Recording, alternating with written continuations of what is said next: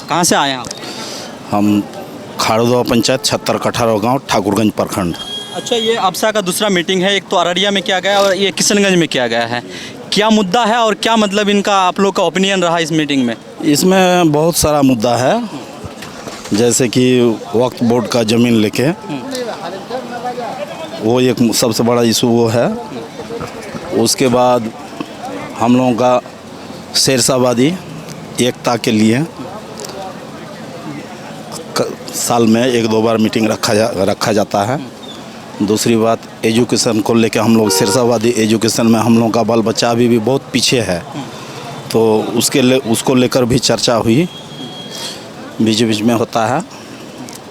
और लास्ट में हम लोगों का एक राजनीति हिस्सेदारी, राजनीति में हम लोगों का सीमांचल में खास करके किशनगंज जिला में अब तक किसी बड़े पार्टी जैसे आरजेडी हुआ, कांग्रेस हुआ, जदयू हुआ, इन लोगों के द्वारा अब तक एक भी हम लोगों का शेरशाहबादी को एक भी टिकट नहीं मिला है आज़ादी के बाद अब तक। जबकि हम लोगों का संख्या है हर विधानसभा में 30,000, 40,000, 50,000 शेरशाहबादी वोट है। इतना रहने के बावजूद हम लोगों को काबिल नहीं समझता है लोग। हम लोगों का सिर्फ वोट लेता है, वो सिर्फ काबिल समझता है इतना है कि वोट लेने का काबिल, वोट ले लेता है। उसके बाद जिसको हम लोग जिताते हैं, वोट तो आखिर देना ही पड़ेगा। कांग्रेस को देते हैं, आरजेडी को देते हैं, जदयू को देते हैं, बीजेपी को देते हैं।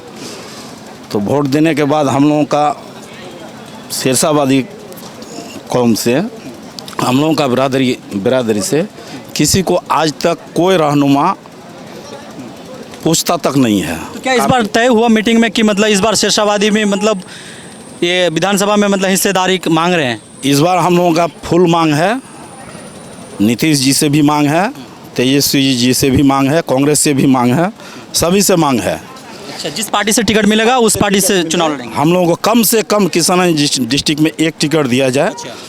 उसको वो अगर टिकट हम लोगों को काबिल समझता है और टिकट देता है, हम लोग दिलो जान से पूरे जिला का तीनों विधानसभा में, किशनगंज जिला का तीनों विधानसभा में उसको जिता के भेजेंगे। फर्स्ट बात। और दूसरी बात, अगर हम लोगों को काबिल नहीं समझता है तो लास्ट में हम लोगों का तीनों विधानसभा में अपना निर्दलीय कैंडिडेट रहेगा और इंशाल्लाह हम लोग वोट देके कामयाब करेंगे। चलिए, बहुत बहुत शुक्रिया आपका। क्या नाम है आपका? मेरा नाम आयशुर रहमान हो गया। मैं अबसा का दिघलबैंक प्रखंड का युवा सचिव हूँ। युवा सचिव जी। अच्छा, तो क्या लग रहा है इस बार शेरशाहबादी कौम में एकजुटता दिखाएंगे? जी, फिलहाल तो पहले से बहुत ही सुधार आए हैं और हम लोग बार बार मीटिंग कर रहे हैं, गांव-गांव, पंचायत हर जगह मीटिंग कर रहे हैं। यही हम लोग सुझाव भी दे रहे हैं, जो हम एक साथ रहेंगे तो हम कुछ कर सकते हैं, अगर हम बिछड़ के रहेंगे तो हम कुछ नहीं कर सकते। इसी का मिशन चल रहा है। आज जो प्रोग्राम था वही मिशन था, जो हम एक साथ कैसे रहे, कैसे काम करें। हमारे ऊपर आए दिन बहुत सारे टिप्पणी करके जाते हैं, जो छोटा छोटा आदमी है, जैसे कि अभी टीटू बदवल हमारे शेरशाहबादी कौम के आगे कुछ नहीं हो। वो हमें मतलब बांग्लादेशी, घुसपैठी क्या अगर बोल के जाते हैं। फिलहाल में हमारे दिघलबैंक प्रखंड में, खास करके दिघलबैंक में जी न्यूज़ के द्वारा प्रशांत झा जो मीडिया है, उसने हमें ज़मीन जिहाद, बांग्लादेशी बहुत सारे टिप्पणी दिए हैं। तो वही सब देखते हुए, सारा चीज़ देखते हुए हम लोग एक साथ बैठकर इस बारे में, इस चीज़ को मसला हल कैसे होगा, इसका हल कैसे निकलेगा, वही सब इस मीटिंग में पारित हुआ है। मेरा नाम है तनवीर आलम। कहाँ से आए हैं आप? मैं ज़िला कटिहार, प्रखंड बलरामपुर, पंचायत किरौरा, वार्ड नंबर 1, सलीमपुर से आया हूँ। अच्छा, अभी शेरशाहबादी है? जी, मैं शेरशाहबादी हूँ। अच्छा, इस मीटिंग में क्या क्या बात हुई है और क्या मतलब लगा कि नहीं होना चाहिए? आपको क्या क्या अच्छा लगा? देखिए, इस मीटिंग के अंदर बात यह हुई कि जो शेरशाहबादी कौम है, जिसके ऊपर आए दिन नए नए इल्ज़ामात लगाए जाते हैं। कभी तो इसे बोला जाता है कि भाई ये बांग्लादेशी है, कभी बोल रहा कि ये घुसपैठी है। तो इन तमाम इल्ज़ामात को ख़ारिज करने के लिए एक मुत्तहिदा प्लेटफार्म जो अबसा के नाम से हमारे पास है, उस प्लेटफार्म को मजबूती प्रदान करने के लिए ये मीटिंग बुलाई गई।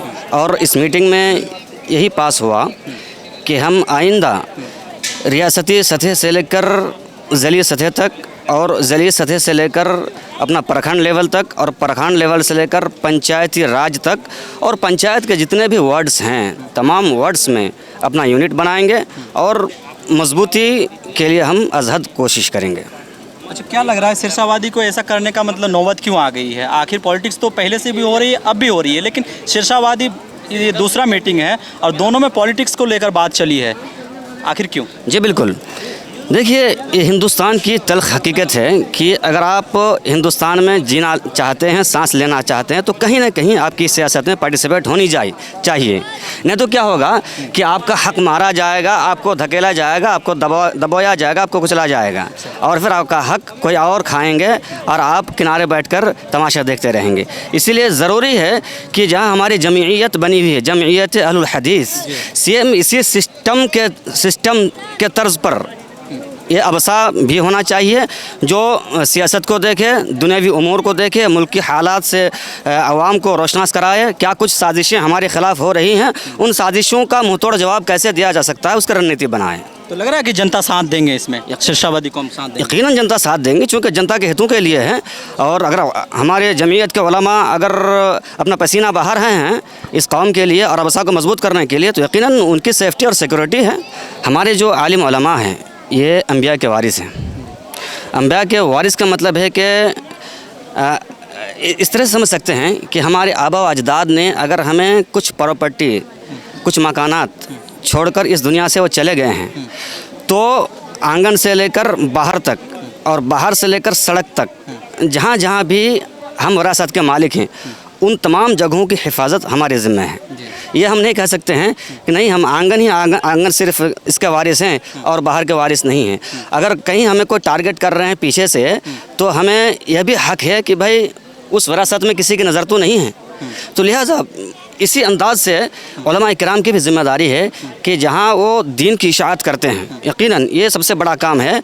और अल्लाह रब्बुल आलमीन के कुरान करीम के अंदर तो सबसे बेहतरीन इक़दाम उलमा इकराम की यह है कि दावती मिशन को आगे बढ़ाएं। लेकिन कहीं ना कहीं जनता उसको टारगेट कर लेंगे, बोलेंगे कि अरे इनका तो दिन फैलाने का काम है, कहाँ राजनीतिक में आ रहे हैं। जी आलिमों को तो ये सामना करना पड़ा, कई बार हुआ है ऐसा। जी बिल्कुल, मैं आपकी इसी बात पर आ रहा था जो आपने सवाल किया। तो लिहाजा अंबिया के वारिस होने के नाते उलमा किराम को चाहिए कि सियासत को इबादत की तर्ज पर लें। अच्छा जी, अच्छा, इस्लाम में सियासत है? यकीनन सियासत है। सियासत का माना कि दिफा। अगर कोई शख्स आपके ख़िलाफ़ साजिशें कर रही हैं तो अल्लाह रब्बुल आलमीन ने आपको गर्दन जो दिया और 90 डिग्री जो फैलाने का मौका दिया है, तो इसी वजह से तो हमारे पीछे कोई प्लान तो नहीं कर रहा, हमें कोई ख़त्म करने के लिए, हमें सफ़े हस्ते से मिटाने के लिए कोई साजिश तो नहीं कर रहा।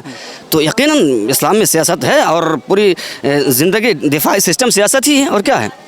तो मैं उलमा इकराम से गुजारिश करूँगा कि सियासत को इबादत के तर्ज पर लें। जिस तरह से आप मिंबर रसूल से अवाम उन्नास को दीन समझाते हैं, यकीनन आपके ज़िम्मे हैं, उसी तरह से मैदान सियासत में भी आपको सिर जोड़कर गौर व फिक्र करने की ज़रूरत है। चलिए, बहुत बहुत शुक्रिया आपका। Thank you.